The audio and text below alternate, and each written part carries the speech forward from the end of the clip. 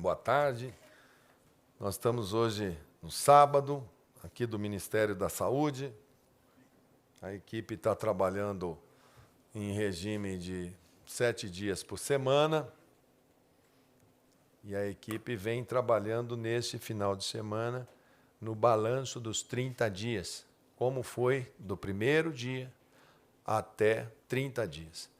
Todas as coisas que foram feitas no sentido de organizar o sistema, todas as situações que a gente antevê para o mês de abril, as necessidades do sistema, quais foram as principais ocorrências dos primeiros 30 dias, quais são os principais pontos que denotam atenção, correção, enfim, quais são as principais medidas e os principais acontecimentos desses 30 dias, para podermos planejar dentro do nosso sistema de saúde, o SUS.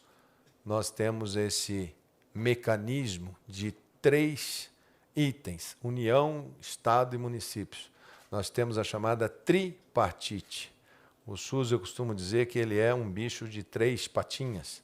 Elas precisam andar juntas para a mesma direção para o bichinho ir para frente. Se cada uma for por um lado, o bichinho começa a andar de lado ou começa a rodar. Então, como é que foi? Como é que foram os nossos diálogos? Em que ponto nós estamos? E quais são as nossas recomendações?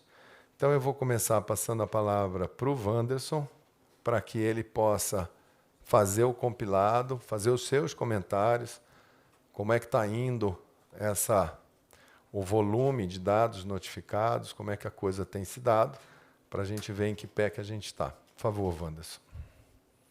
Boa tarde a todos que estão nos assistindo. O dado de hoje são 3.904 casos no total, sendo 184 casos na região norte, representando 4,7% do total. Temos um óbito na região norte e a letalidade da região norte como um todo é de 0,5. Acre tem 25 casos sem nenhum óbito, Amazonas 111 casos com um óbito, a letalidade 0,9%, Amapá 4 casos sem nenhum óbito, Pará 17 casos sem nenhum óbito, Rondônia 6 casos sem nenhum óbito, Roraima 12 casos sem nenhum óbito, Tocantins com 9 casos sem nenhum óbito. Região Nordeste, 624 casos no total, 16%, 7 casos evoluíram para o óbito, letalidade na região Nordeste 1,1%. Alagoas, 14 casos, nenhum óbito. Bahia, 128 casos, nenhum óbito. Ceará, 314 casos com óbito, uma letalidade 0,3%. Maranhão, 14 casos sem nenhum óbito.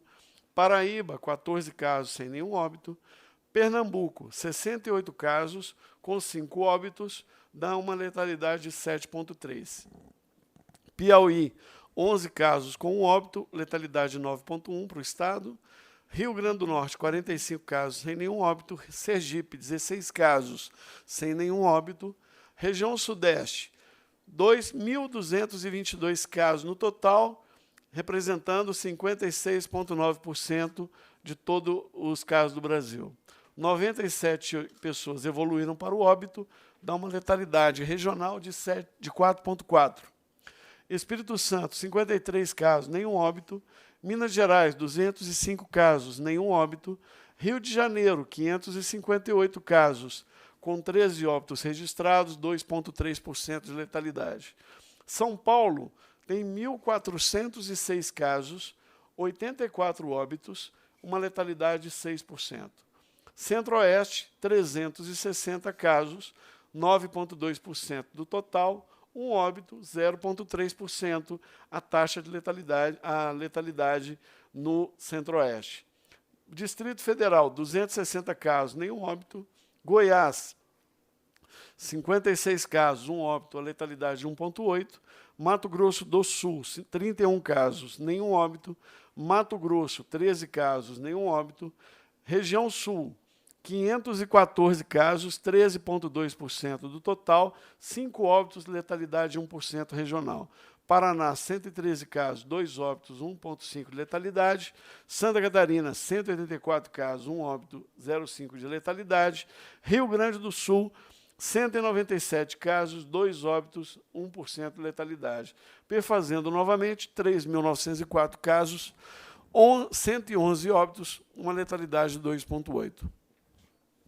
Olhando a evolução dos casos notificados por dia, até hoje, às 15 horas da tarde, temos aqui, na data de hoje, 487 casos confirmados nas últimas 24 horas, 14% de incremento em relação ao dia anterior. Vamos agora analisar o perfil dos óbitos. A data do óbito, nós tivemos hoje, 28/3, temos 3 pessoas que evoluíram para o óbito hoje. Esse dado é preliminar, porque é o dado até 15 horas. Ontem, nós fizemos a mesma coisa, tínhamos 2 óbitos registrados no dia 27. Vocês podem ver que o dia de ontem tivemos 10 óbitos no encerramento do dia. O perfil dos óbitos, 61,4% são homens e 38,6% são mulheres. 90% das pessoas que evoluíram para o óbito têm acima de 60 anos, 91 deles mais de 60 anos ou mais, 6 óbitos estão entre 40 e 59 anos e 4 óbitos entre 20 e 39 anos, nenhum na faixa etária menor que 20. Grupos de risco. De todos os casos que evoluíram para o óbito, 84% apresenta pelo menos um fator de risco. Então, cardiopatia, diabetes, pneumopatias, entre outras, são os principais fatores de risco relacionados à evolução para o óbito. Hospitalizações. Nós temos no nosso sistema de vigilância de síndrome gripal, de síndrome respiratória aguda grave, desde a primeira semana de 2020 até a semana 13, que é essa que encerra hoje, temos no total 15.140 hospitalizações por síndrome respiratória aguda grave no Brasil, incluindo influenza e outros vírus respiratórios. Destes, nas últimas semanas, então, desde a semana epidemiológica número 8, nós já passamos a ter registros de casos confirmados de Covid na rede pública, ou seja, o vírus está circulando. Então, nós temos um caso na semana 8 e 48 agora na semana 13. São 569 casos do total de 15.140, 3,8%, que foram confirmados para o Covid-19. Quando nós distribuímos aqui, só pegando aquela pontinha que aparece aqui em cada um desses slides, dando um zoom nessas pontinhas laranjas, a gente vê a distribuição dos casos confirmados para Covid ao longo do tempo, lembrando que nós estamos ainda no início da sazonalidade por vírus respiratórios. São 569 hospitalizações por SRAG confirmadas para o Covid.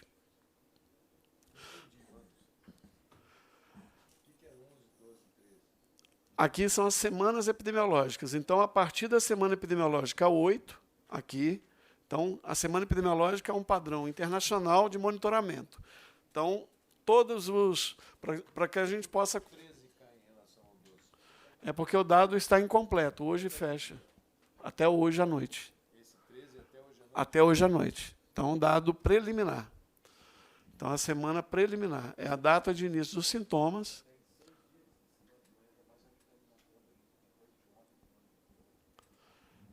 Os estados estão alimentando sistematicamente de acordo com a capacidade local.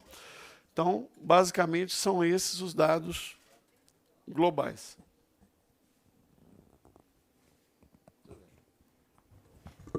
Aqui nós estamos tudo no protocolo de segurança. Passo meu celular e pego um papel ali para...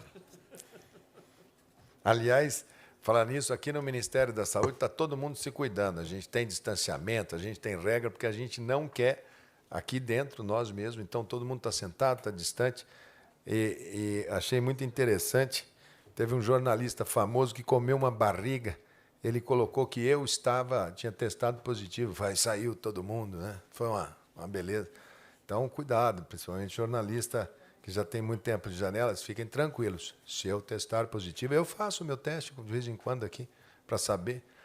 Não tenho nem anticorpo ainda, Carmen. Sou completamente suscetível a ter. Não tenho nenhum anticorpo à situação. Então, assim que eu tiver, se eu testar positivo, pode ter certeza que eu vou vir aqui. Volto a repetir. Tudo que for, mesmo as notícias mais duras, elas serão dadas aqui por mim. Se eu testar positivo, eu não vou deixar. Aí você vai assumir. Aí ele não vai deixar eu vir aqui, eu vou ter que fazer um vídeo, tá bom? Já está tudo no protocolo. Vou passar a palavra agora um pouco para o Gabardo, para ele fazer a consideração dele aí de como que está a questão de logística, leitos de UTI, EPIs, que isso é sempre uma preocupação de todo mundo, para depois eu fazer as considerações gerais. Por favor, Gabardo. Bem, ministro, nós estamos hoje em continuidade, aí, durante toda a semana, com mais de 40 caminhões circulando pelo país, entregando equipamentos de proteção individual. Vários voos estão sendo ocupados quase que totalmente na área de carga para fazer a entrega de vacinas, fazer a entrega de equipamentos de proteção individual, principalmente máscaras, e equipamentos de UTI. O Hospital de Clínicas de Porto Alegre ontem já anunciou, já mostrou, inclusive, registros fotográficos dos leitos de UTI que foram adquiridos com recursos que o Ministério da Saúde, juntamente com o Ministério da Educação, transferiu ao Hospital de Clínicas, que é o Hospital do MEC. Então, é uma área nova, um hospital que está para ser inaugurado aí pela metade do ano, vai ser antecipada a inauguração do Hospital de Clínicas de Porto Alegre, e, de acordo com o novo plano de ação lá do município de Porto Alegre, ele deve ficar exclusivamente para o atendimento, toda a ala nova, um hospital novo, vai ficar exclusivamente para o atendimento de coronavírus. Os outros estados todos ou já receberam ou, nesse momento, estão com os leitos de UTI sendo instalados.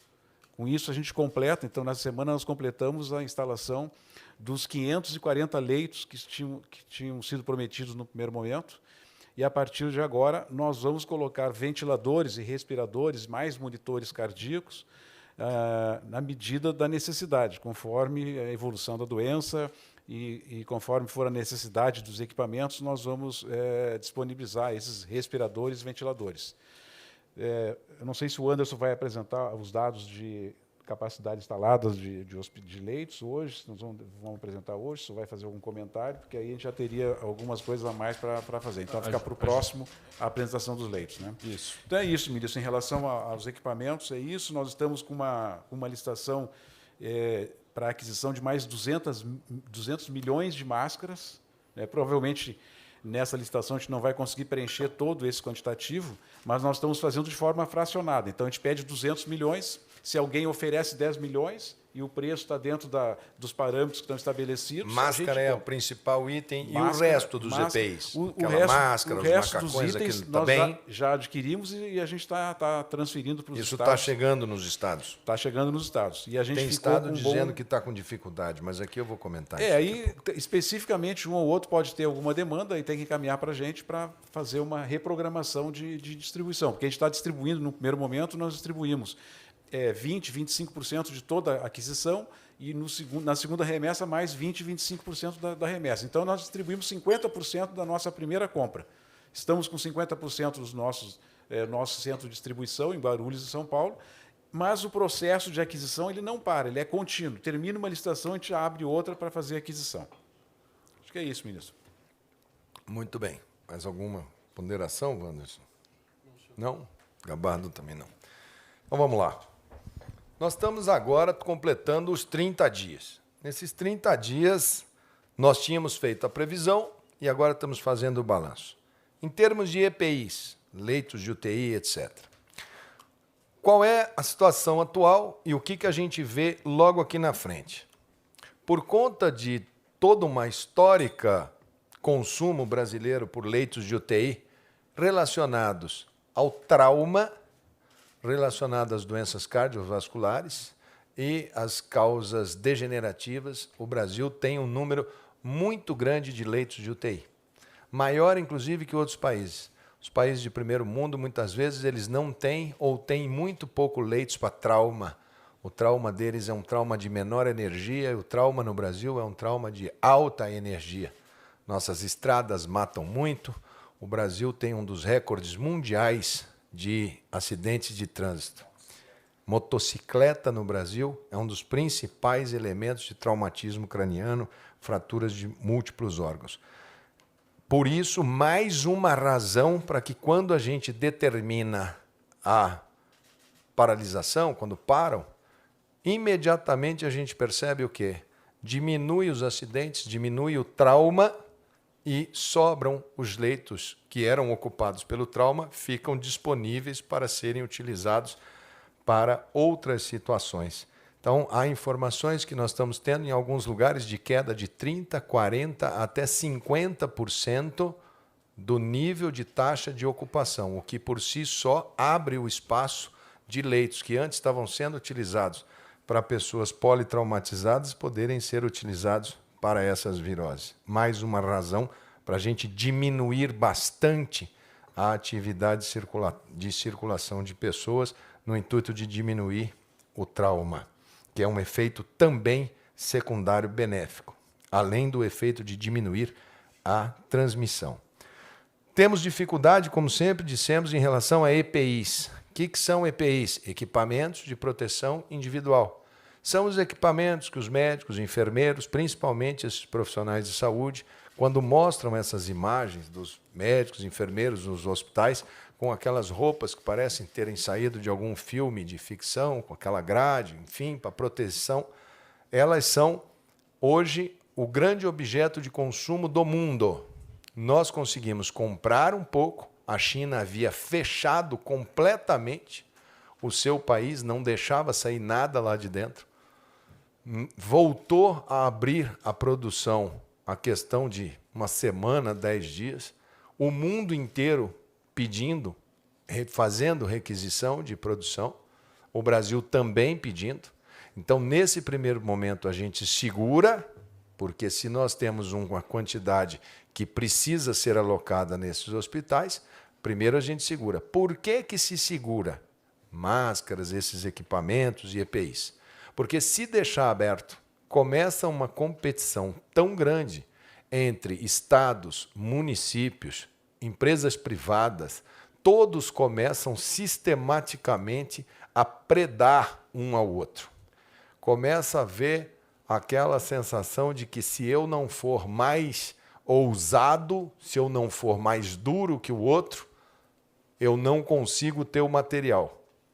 Teve casos de pessoas entrando falando, não, você vendeu isso ontem para fulano por 10, toma aqui o dinheiro, paga a multa por você não entregar, que hoje eu te pago 20. Teve o mesmo equipamento vendido 2, 3 vezes. Estava acontecendo esse tipo de situação quando nós falamos, vamos regular o mercado médico hospitalar de alguns itens. A partir do momento desta compra, que é a compra grande que nós vamos fazer agora em relação à China, que é essa reabertura deles para comércio, e está muito difícil comprar e está muito difícil tirar de lá para voar para cá. Tem muitas situações que a gente vai ter que contratar aviões para abastecer, tem uma fila enorme para poder embarcar, para poder sair de lá para chegar aqui. Mais uma razão para a gente ficar em casa, parado, até que a gente consiga colocar os equipamentos na mão dos profissionais que precisam. Porque se a gente sair andando todo mundo de uma vez, vai faltar para o rico, para o pobre, para o dono da empresa, para o dono do botequim, para o dono de todo mundo. Então nós precisamos ter racionalidade e não nos mover por impulso nesse momento. Nós vamos nos mover, como eu disse desde o princípio, vamos nos mover pela ciência e pela parte técnica, com planejamento, pensando em todos os cenários. Quando a gente fala de colapso, ou de sobrecarga, ou de sobreuso no sistema, a gente está falando disso não só de sobrecarga na saúde, mas, por exemplo, na logística. Nós atravessamos essa semana passada com praticamente metade das capitais brasileiras sem voos. Como que chega material lá? Me ligam alguns governadores e falam, não chegou o lote de vacina. Sai de caminhão. Leva 5 dias. Ah, mas eu posso mandar um jatinho. Não é assim que funciona. Precisa-se montar um sistema de logística. O ministro Tarcísio está trabalhando para recompor uma grande logística nacional, aonde for possível fazer voo com as companhias brasileiras, muitas vezes reorganizando regras, inclusive regras de comércio, de concorrência, para fazer um pool de empresas, para voar para determinado lugar, onde nós, Ministério da Saúde, solicitamos que todas as capitais brasileiras tenham pelo menos um voo, num horário estabelecido diariamente. Se não tiver passageiro, que vá o material necessário para aquela cidade. Não dá para a gente trabalhar, ainda não dá para você falar, libera todo mundo para sair, porque nós não estamos tendo condição nem de chegar com o equipamento just in time como a gente precisa. E aí eu volto a repetir. Muitas vezes aqueles têm muito, hoje está cheio de professor de epidemiologia, está cheio de fazedores de conta, de cálculos. Prestem atenção. Esta epidemia é totalmente diferente da H1N1. Eu tenho colegas, eu fui gestor e também enfrentei essa epidemia de H1N1, também tomei providências, mas havia uma diferença enorme. Havia um medicamento que todo mundo tinha na mão.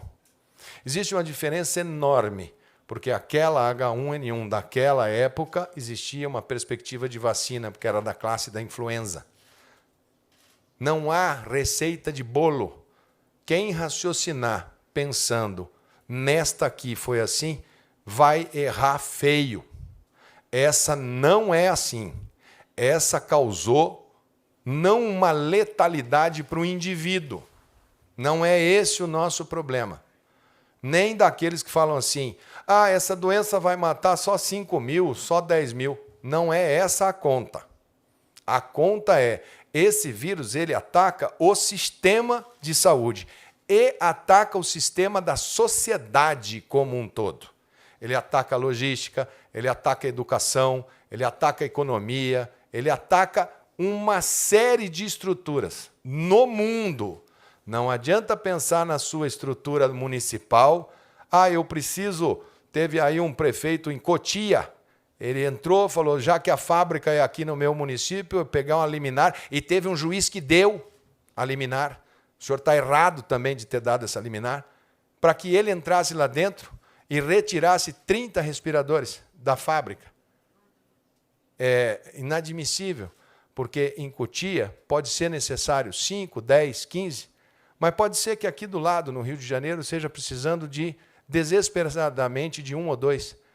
Não pensem que vocês vão, todo o Brasil vai colocar em toda a cidade brasileira um enorme CTI, porque não existe nem sequer pessoa suficiente para operar CTIs onde não existe essa expertise.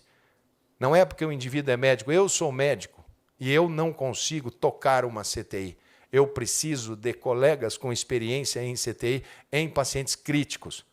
Os CTIstas eles andam na linha estreita entre a vida e a morte. Eles avaliam aquele paciente e são eles que interpretam milhares de gráficos e indicadores. Não adianta curioso ali. Ali não é uma coisa assim, faça-se o médico. O gerenciamento de recursos humanos é o que mais os gestores devem pensar e quebrar a sua cabeça nesse momento.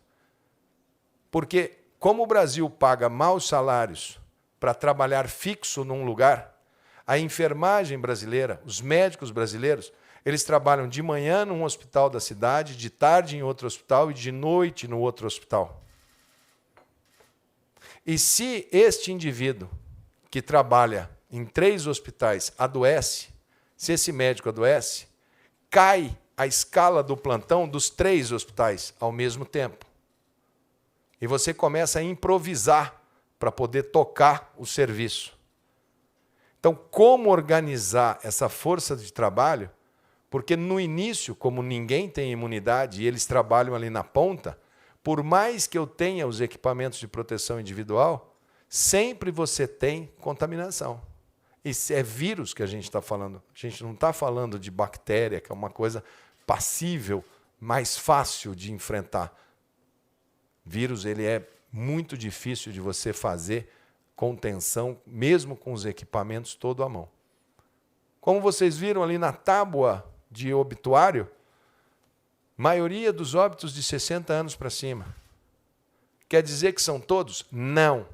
Pessoas jovens fazem quadros, poucos óbitos, fazem quadros respiratórios, tem um tempo de evolução, ela é uma gripe muito mais arrastada, talvez com menos sinais de gripe, mas ela vai 5 dias, 7 dias, 10 dias, ela cansa o indivíduo, todos eles relatam muito cansaço, até que você vai devagarinho ficando livre dela. A grande maioria atravessa assim, e atravessa bem. Volto a repetir, nós temos pacientes com cardiopatia. O que quer dizer cardiopatia? Doença prévia do coração. Aí o indivíduo tem a doença, o coração não aguenta, eles já são de idade, a pessoa acaba falecendo por problema de coração, mas é o vírus que está por trás induzindo. Diabetes é uma doença crônica, os diabéticos têm problema de imunidade, os diabéticos precisam ficar muito bem controladinhos nesse momento agora, porque o diabetes é uma condição que ela dificulta muito a resposta imunológica do indivíduo.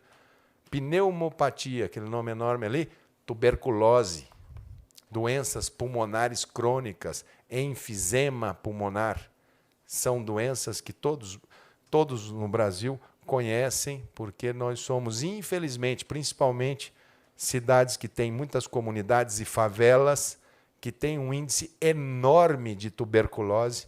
Eu sou coordenador mundial de um programa de tuberculose por conta de nós sermos um dos países com maior número de tuberculose no mundo. Nós temos, já abordei a questão da logística, leitos de UTI. Nós temos um cálculo que nós estamos discutindo com os estados. Esse cálculo é baseado no que eu tenho de informação. Embora a gente venha pedindo, preencha esse formulário, quantos leitos você tem ativos, quantos leitos você tem por abrir, quantos que você comprou. Tem muito estado que fala assim, eu não vou informar, porque se eu informar, vão querer, de repente, aperta lá em São Paulo, e vão pedir, e eu vou ter que mandar para lá, e depois vai acabar acontecendo aqui. Então, nós vamos partir do seguinte raciocínio. Eu vou mandar para as secretarias estaduais e para as secretarias municipais, aonde tem no cadastro aqui, eu vou mandar amanhã, segunda-feira, não sei, acho que amanhã, se eu puder mandar amanhã. Consta no meu sistema que você tem tantos leitos. SUS e privados. Se você não me informar e tiver a mais ou a menos, você vai ter que responder administrativamente, civilmente e penalmente. Porque é a única maneira que eu tenho de botar um pouco de ordem. E ao ter essas informações, sentados aqui com os secretários estaduais, fazermos um painel nacional verdadeiro, onde a gente possa sentar junto e volto a repetir. Nós não vamos tocar isso, cada um olhando para o seu umbigo. Isso daqui, o Brasil, é uma nave só. Nós vamos ter que usar muita inteligência, pouco reflexo, pouca ação de reflexo. Nós vamos ter que estudar muito esse nosso inimigo, esse vírus, no nosso meio. Colegas mandando vídeo, falando, olha, eu estudei a temperatura, o comportamento do vírus aqui, ótimo. Todo mundo aqui está atento, estamos recebendo. Então, aqueles que fazem prognósticos positivos, não vai acontecer nada, são para quem eu mais rezo para que estejam certos. Aqueles que fazem provisões catastróficas, o mundo vai acabar, são os que eu mais rezo para que estejam errados.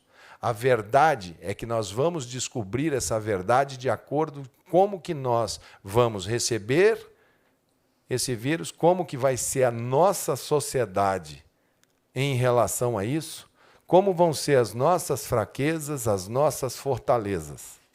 A saúde não é uma ilha. Não existe ilha chamada saúde. A economia é, sim, muito importante para a saúde. Nós colocamos em discussão como são essas quarentenas, o que liberar, o que fazer para as pessoas terem mobilidade, porque a última vez que foi usada quarentena no Brasil foi em 1917, na gripe espanhola. Ninguém tem esse parâmetro. Não é uma questão de apontar o dedo para o governador A, B ou C, prefeito A, B ou C. Estão todos com uma arma na mão, falando, a Organização Mundial da Saúde manda eu fazer isso. Faz, e não pensa, muitas vezes, que isso é uma medida que tem que ser muito bem elaborada. Tem que garantir alimento nessas comunidades. A pessoa não consegue ficar na casa dela. A geladeira fica vazia, o estômago fica vazio. Ele pode sair dali para entrar na casa de alguém, para forçar um supermercado, uma coisa. E se a gente não tiver uma logística, como é que a gente vai chegar com o alimento no supermercado? Às vezes a pessoa pode ter o recurso, mas não tem, a mercadoria não chegou, porque parou tudo. Então, nós vamos colocar, sim, alguns critérios, porque são critérios necessários. Só que não vai ser o plano do ministro Mandetta. Não vai ser o plano do único. O SUS, volto a repetir, nós vamos andar com as 3 pernas. Por isso que nós mandamos e estamos discutindo com os secretários estaduais e secretários municipais essa semana para a gente construir um consenso. Isso aqui dá. Em isso dando, nós vamos sentar e falar, ó, isso aqui a gente faz e nós vamos medir todo dia. Todo dia. Aonde a gente vê que a gente pode eventualmente estar perdendo a guerra, a gente vai lá e aperta. Aonde a gente vê que a gente apertou demais, a gente só... Mas juntos. Juntos. Nós vamos acertar, nós vamos errar, nós vamos ter dias bons, dias ruins, porque nós estamos ainda conhecendo qual o tamanho do dano que esse vírus pode fazer, não no indivíduo. No indivíduo eu tenho certeza que a gente vai passar com muitas perdas, mas nós vamos passar e depois vamos, no tempo, olhar e falar, puxa, foi muito duro. Tem muita gente que só fala, tantos óbitos, todo dia nasce gente. Graças a Deus, é o ciclo da vida. Então, nós vamos poupar, vamos trabalhar para poupar a vida de todo mundo que a gente puder fazer. Sabemos que vamos ter dias duros. Não somos aqui, não tem ninguém que não saiba. Sei que hoje, essa semana, ficou todo mundo, mas e o ministro? O ministro sai, o ministro não sai. Volto a repetir. Vou ficar aqui junto com vocês, enquanto o presidente permitir, enquanto eu tiver saúde e não puder sair. E digo mais, aqui no fundo do Ministério da Saúde tem um lugarzinho que era uma creche, tem um quarto ali. Se o povo da equipe aqui, se estiver com gripe e tiver tudo bem, inclusive eu, nós vamos ficar no quartinho ali. Para a gente ficar perto, pelo menos a gente ficar conversando. Mas se tiver que ir para um hospital, e ali é feito para quarentena, não vai ser nada fora de contexto, não. Se precisar ir para um hospital, tudo bem, vai para o hospital que vai fazer. Se tiver algum desfecho que não seja aquele que a gente queira, lamentamos, são desígnios de Deus. Ou na hora que não for mais necessário nós estarmos aqui. Na hora que falarmos, olha, cumprimos o nosso dever e está encerrado a nossa participação no Ministério. E vamos trabalhar essa equipe e vamos terminar com essa equipe. Agregando gente todo dia. Assim como eu falei que a Carmen Zanotto vai me ajudar com a região sul, que o Luizinho vai me ajudar com o Rio de Janeiro, que o Antônio Jorge vai me ajudar com Minas Gerais, que o Júlio Croda vai me ajudar com São Paulo. E quando tivermos mais quadros, vamos ajudar com a região norte, nordeste, elementos que possam fazer uma ligação rápida. Assim como nós aumentamos a equipe essa semana e fizemos um novo organograma para o Ministério da Saúde para tempos de crise, de emergência. A burocracia é hoje o maior inimigo na tomada de decisões. A burocracia, quando em emergência, ela mata mais do que a inércia. Porque a burocracia, você quer fazer o ato E você não pode, porque você passa do limite que a lei te autoriza. Eu não sei como os órgãos de controle vão ver isso no final. Já me falaram que, ok, faça tudo que for necessário, mas pode ter certeza, principalmente aqueles que querem desgastar a equipe, que é mais uma parte da doença. Olha, ele comprou uma máscara por R$2, que absurdo, porque vai passar o tempo. Daqui a 6 meses, por isso que essa gravação é boa, ela fica guardada. Vai acontecer de chegar lá na frente e falarem, olha que absurdo aqui. Isso vai ter que ser visto por quem de direito, porque realmente nós estamos numa situação de total atipia. Aqui eu agradeço, porque para ter a performance de iniciativa privada necessária para esse momento, eu pedi para que grandes grupos nossos privados atuassem lá na China. A Vale do Rio Doce, que é uma empresa que tem atividades em todo o mundo, conseguiu iniciar, segunda-feira chega, o primeiro lote de testes, chamados testes rápidos, que o Wanderson vai parametrizar. Aviso, não é para todo mundo. Ele tem critérios de utilização. Não pense que você vai ter um teste que você faz e fala, eu estou bem, já tenho um certificado aqui, eu vou para frente. Não é para isso. Vai ter que entender e vai ter que fazer bom uso. Se não, vai fazer igual a vacina. Teve estado que chegou, eu falei, vacine o idoso e o profissional de saúde. Me ligou, em 2 horas acabou a vacina. Vacinou todo mundo, vacinou criança, vacinou adulto. Vai ter problema. Então, nós vamos começar a chegar num total e nós vamos gradativamente testar. Nessa semana que entra, se tudo andar do jeito que a gente quer, porque a burocracia é um grande inimigo, mas nós devemos estar com as 4 políticas de telemedicina. Nós vamos começar a chegar dentro da casa das pessoas. Nós vamos fazer, na semana que vem, a grande parceria público-privada, sem custo, só pelo preço de custo. E aqui eu agradeço a DASA, que é um grande conglomerado de laboratórios. Eles têm logística em todos os estados, eles colhem o sangue em todos os estados e levam para uma central em São Paulo, processam aquele exame e eles colocam de volta nos computadores da ponta. Esse vai ser a primeira grande parceria com um conjunto de máquinas que nós estamos pegando do poder público, colocando junto, tem máquina que é do Ministério da Agricultura, máquina que está lá na Fiocruz, máquina que está lá na... Aonde? Polícia Federal, que são máquinas que podem ajudar. Nós vamos juntar isso tudo num grande centro, vamos usar essa logística deles no Brasil inteiro, vamos fazer o sistema drive-thru para fazer a PCR-RT, que é aquela do SUAB. Porque muita gente fala, o teste rápido. O teste rápido, ele é rápido para fazer, mas ele só tem sensibilidade a partir do 4º, 5º dia que você está doente. Ele marca os anticorpos que você teve em função da gripe. É muito rápido de ser feito, mas ele não tem valor preditivo. Eu vou fazer hoje porque eu não sei, eu encontrei uma pessoa, será que eu estou amanhã com esse gripe? Será que eu estou depois da manhã? Estou no primeiro dia que eu estou com suor frio, estou com uma febre. Será que é? Pode dar o falso negativo. E a pessoa achar que não está, e ao achar que não está, ela construir um raciocínio. Este teste rápido, vocês vão ver, porque o Wanderson vai explicar de A a Z. A gente usa muito para saber quando que uma pessoa pode sair do trabalho e voltar para o trabalho. Isso, para quem vai ter um grande problema com os trabalhadores de saúde, isso é de uma importância ímpar. Isto é uma pérola para que a gente possa dizer como que eu volto para o trabalho. Eu, médico, peguei uma doença. Aí, daqui a uma semana, 10 dias, eu faço e já estou bem, estou sem sintoma, estou lá na minha casa e mostra que eu construí um sistema imunológico. Estou bom, posso retornar. Posso testar rapidamente para ver como é que eu faço a dinâmica dentro do hospital.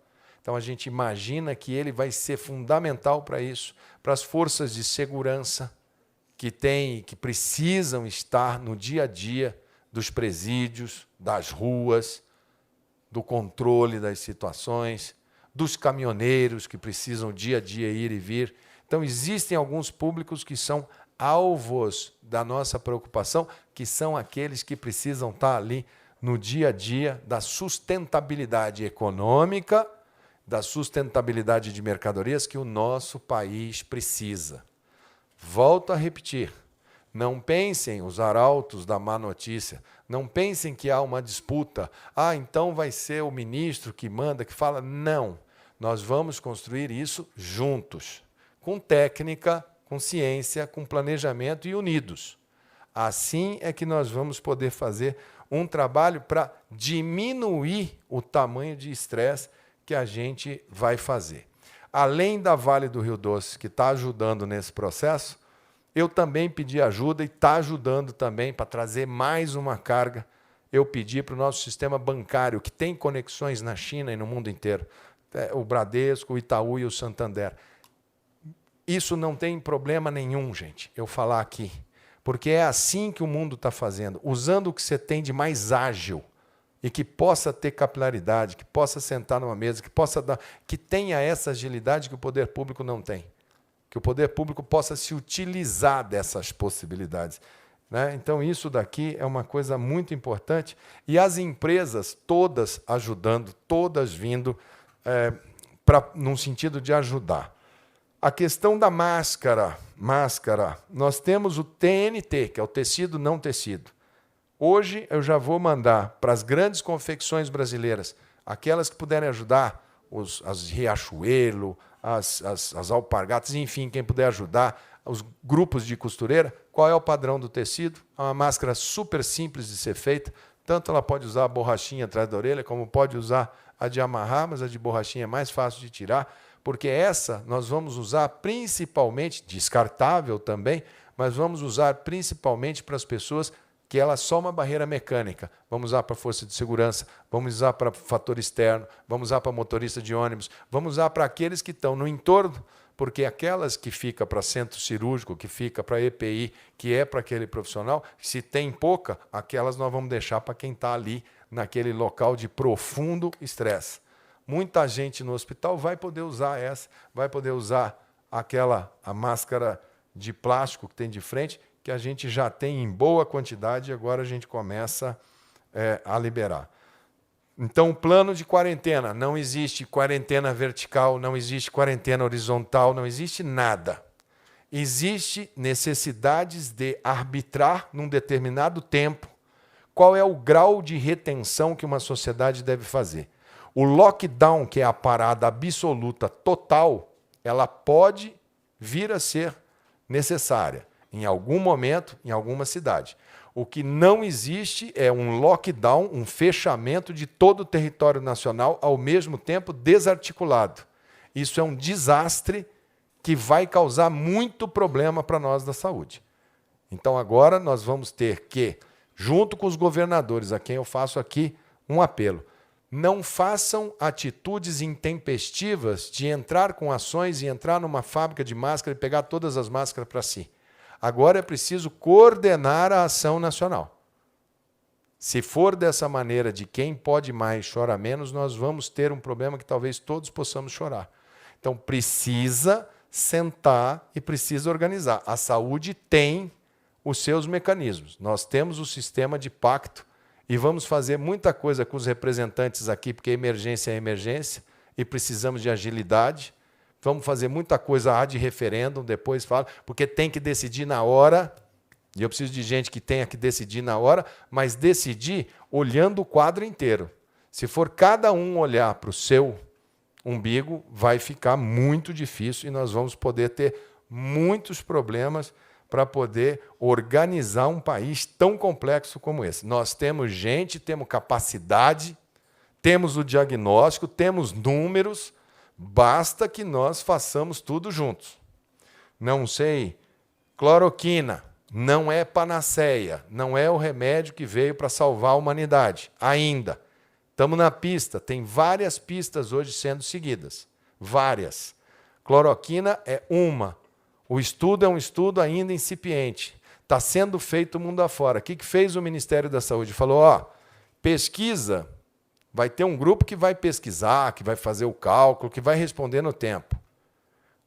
Esse grupo faz pesquisa. Agora, todos os outros hospitais do Brasil podem usar da maneira como vocês entendem que deva ser usado. Oferecemos, temos o medicamento, o Brasil tem cloroquina, foi dito aqui, o secretário Denizar já fez, já tem quantos miligramas que é, de quantas em quantas horas que é, para os pacientes graves. Por que que não abre para o cara que está com a gripe no primeiro dia? Porque esse medicamento, se tomado, ele pode dar arritmia cardíaca, ele pode paralisar a função do fígado.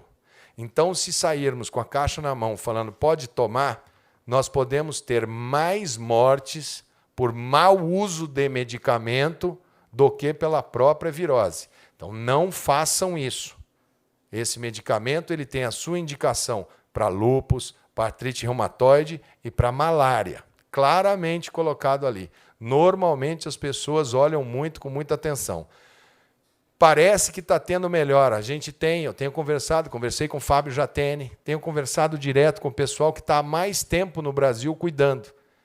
Essa doença entrou pela elite do Brasil, elite econômica. Aqui em Brasília, os casos são quase todos aqui no plano piloto e no Lago Sul. Não chegou na Samambaia, não chegou na periferia do sistema. Como no Rio de Janeiro, a Barra da Tijuca, o Leblon, ainda não chegou, está começando a entrar nas comunidades. O tempo que a gente tem para preparar melhor possível é agora. Nós precisamos, agora minuto vale hora. E os secretários estaduais de saúde e municipais de saúde sabem do que eu estou falando.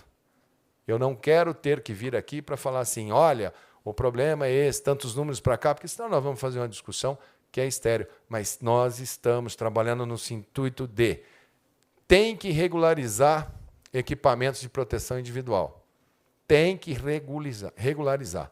Porque se a gente entrar sem ter a proteção para os médicos, enfermeiros, fisioterapeutas, nós vamos rapidamente perder a força de trabalho, e perdendo a força de trabalho, nós teremos muita dificuldade, porque podemos ter o equipamento, mas não vamos ter quem use, não vamos ter quem sabe usar.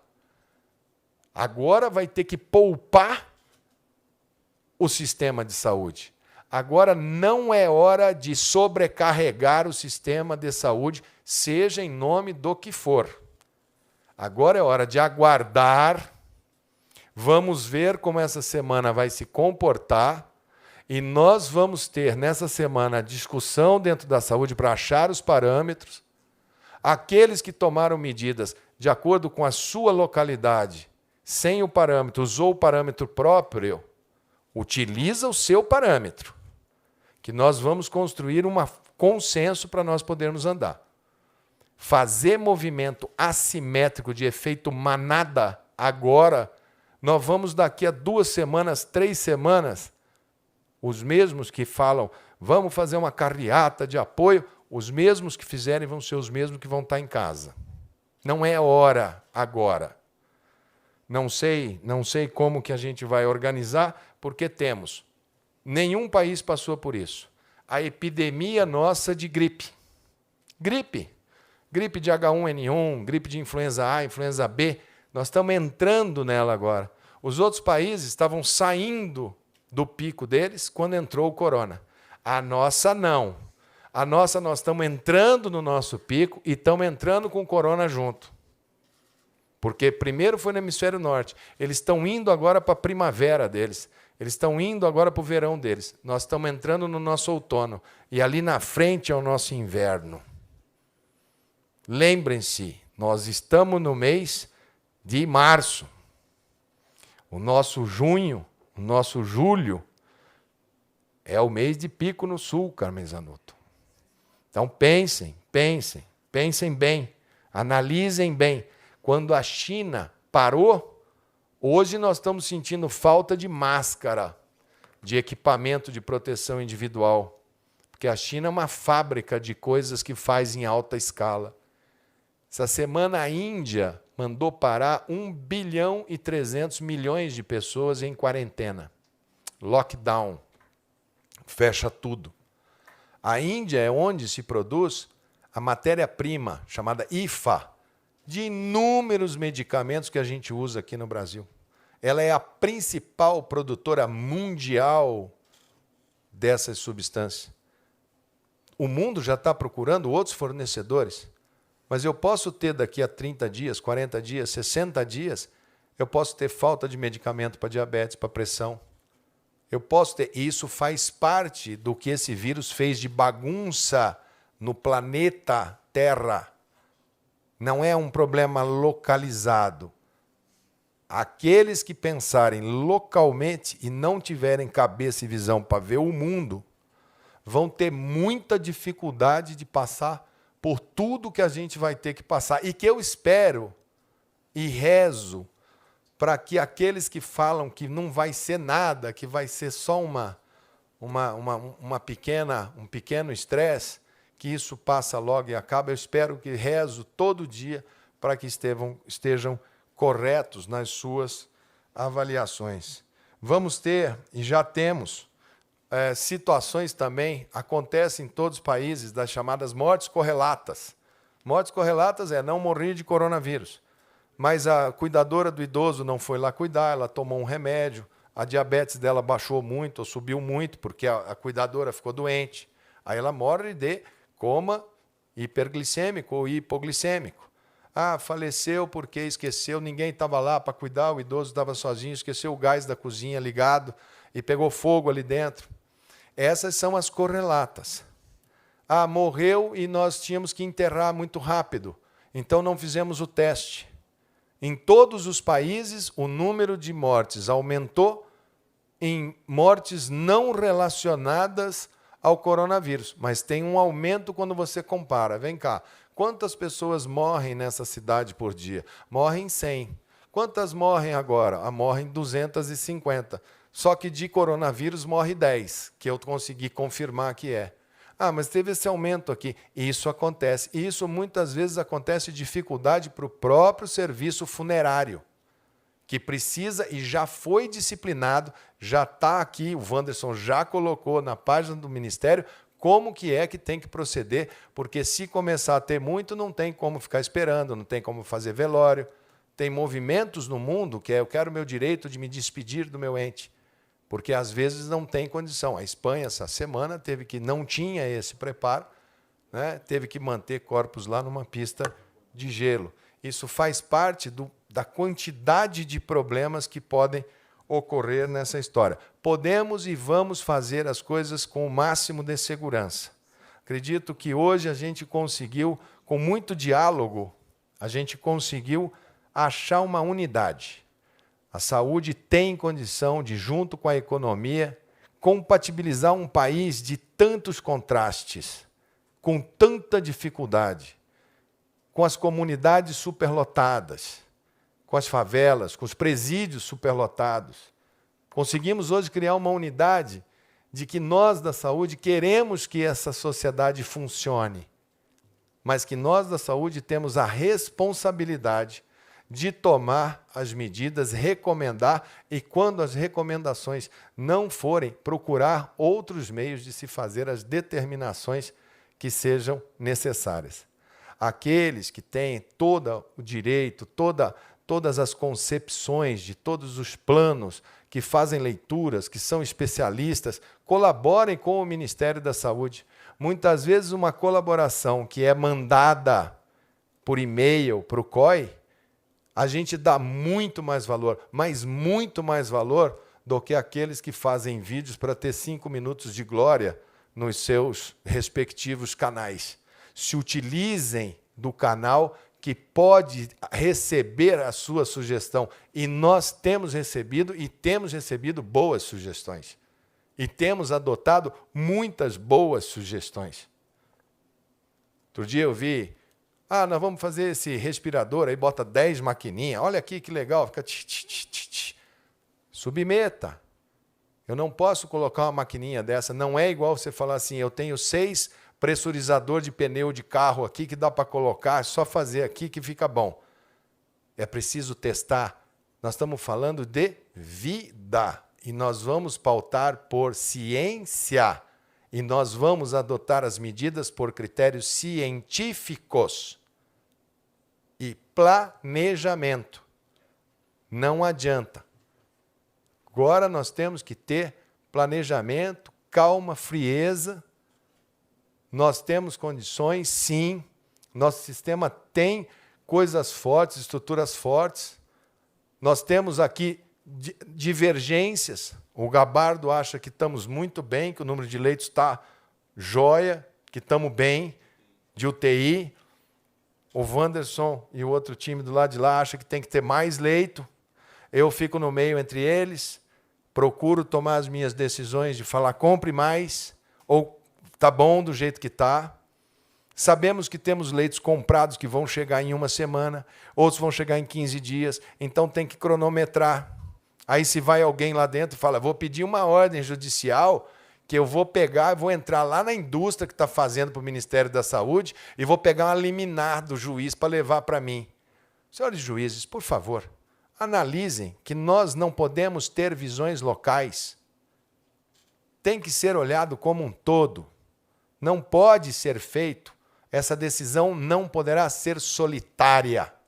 Compartilhe. Pergunte. O Ministério da Saúde está aqui para te auxiliar. E seremos o primeiro a aplaudir a sua decisão, desde que ela tenha nexo com o equilíbrio que o país precisa. Em imprensa, mesma coisa. Coberturas que sejam simplesmente para pensar frases ditas por mim aqui, agora, nessa noite. E sei, porque conheço o componente político de toda essa visão. Não esqueçam que eu conheço o mundo político. Eu venho também de uma experiência no Parlamento brasileiro. Conheço o mundo da administração municipal da minha cidade, já enfrentei epidemias, conheço o mundo da gestão privada de sistema de saúde, já fui gestor de unidades privadas de plano de saúde, conheço sistemas hospitalares, já fui gestor de hospital também, conheço a medicina pura e aplicada, conheço princípios filosóficos hipocráticos que aprendi com meu pai. Perguntem quem é Hélio Mandetta em Mato Grosso do Sul que vocês vão saber. Ética, disciplina e foco. E eu estou nessa cartilha. Eu estou com os cabeça branca da medicina brasileira no meu ouvido. Liguei para o Davi Wipe essa semana, primeiro para desejar a reabilitação, mas fiz para ele uns 5 deveres de casa e desejo que ele esteja muito bem. Mas eu quero saber do que está acontecendo aqui, ali, tiro dúvidas, falo com o Fábio, falo com o pessoal do Rio, falo com o pessoal da Alemanha. Estamos fazendo o melhor que a gente pode fazer. Agora é hora de unir todo mundo. Nós temos dificuldade, sim. Teremos dias difíceis, sim. Todos os números são transparentes. O que vocês precisarem saber em relação ao que está acontecendo aqui, a gente vai colocando. Agora, as coisas mudam de hora em hora, de dia a dia, de semana em semana. Pode ser que nessa semana a gente tenha uma grande notícia, uma grande andada, uma grande sacada. Nós estamos aí com muita gente trabalhando no campo, muita gente testando, muita gente querendo certeza. Os primeiros que querem dar uma boa notícia para essa nação são aqueles que estão na bancada, que estão observando. Enquanto isso, deixemos que as pessoas, mesmo que tragam um pouco de estresse, um pouco de dificuldade agora, mas deixemos que os governadores, prefeitos, nós, governo federal, façamos o máximo possível para preparar esse sistema para um estresse muito grande que está ali na frente. Eu acho que se a gente for nesse caminho, todos juntos, sem exceção, eu acho que a gente tem uma boa chance de atravessar bem esse momento tão importante para a saúde pública, tão importante para os nossos municípios, para os nossos estados, tão importante para o Brasil e tão importante para o mundo. O mundo sairá dessa sem vencedor, sem perdedor, mas sairá diferente. Sairá um mundo reflexivo, que vai ter que repensar os seus valores, a sua dinâmica social e como que nós vamos nos comportar, porque muito daquelas questões que nos são colocadas de solidariedade, estamos no meio da quaresma. Senhores cristãos, aqueles que têm como dever bíblico preservar a vida, estamos na quaresma, momento de jejum e refletir todos, fazermos o melhor que possamos fazer para esse momento. Não temos todas as respostas.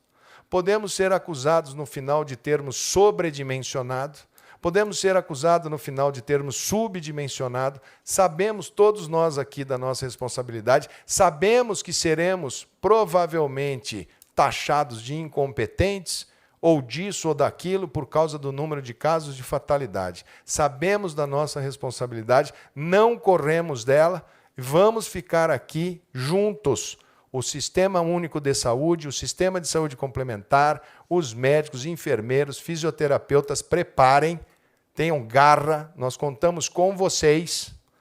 Eu sou parte desta família. Pedimos à sociedade que comporte-se, que prevaleja a primeira lei, a lei do bom senso. Discutam as dificuldades que o mundo está tendo. Não simplesmente olhem a matéria. Desliguem um pouco a televisão. Às vezes ela é tóxica demais. A quantidade de informação e os meios de comunicação são sórdidos porque eles só vendem se a matéria for ruim. Senão ninguém compra o jornal. Nunca você vai ter um jornal falando assim, uma pessoa estava sorrindo hoje na rua. Nunca você vai ver, a felicidade está reinando aqui em tal lugar. Isso não vende. Só vende a manchete, um óbito, morreu um óbito de jovem. Isso vende. Então, às vezes, desliga isso um pouco. Reúne a sua família e conversa. Dialogue.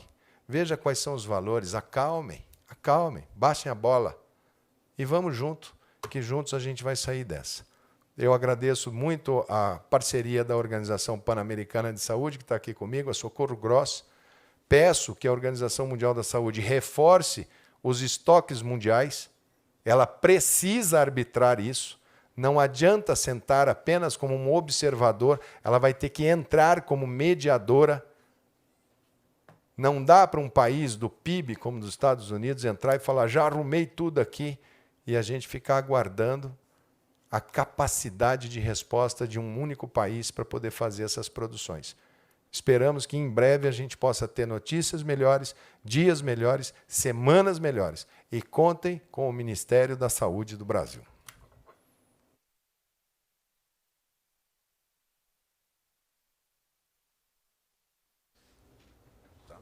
Olha aí, o Ministério Público Federal, lá em relação à Cotia, como é que foi a história lá? O prefeito, mas o prefeito tinha uma ordem federal, tinha um juiz federal. Aí o Ministério Público Federal conseguiu entrar lá dentro, suspender a ordem do juiz federal e devolveram os equipamentos. Então, que os equipamentos possam chegar aonde eles possam ser mais úteis. Espero que a gente tenha tranquilizado todos vocês. Vamos trabalhar. Essa semana a gente encerra, começa amanhã, domingo, com um trabalho aqui no Ministério da Saúde e vamos ver se a gente consegue fazer um plano mínimo que compatibilize saúde e economia. Esse é o nosso trabalho de final de semana, junto com a equipe econômica. Como ir, como voltar, o que funciona, o que é essencial, o que pode rodar a economia. O presidente está certíssimo quando ele fala a crise econômica vai matar as pessoas não aguentarão a fome. Está certíssimo e nós somos 100% engajados em achar a solução junto com a equipe da economia.